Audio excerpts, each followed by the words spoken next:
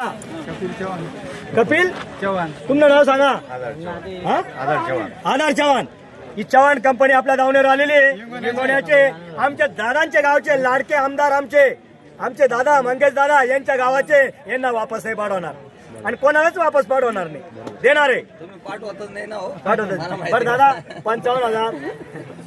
Final थोडच्यासाठीच राहून गेलं. बरं किती रुपयाला घेता दादा? फायनल काय दादा? 2 मिनिट आहे का?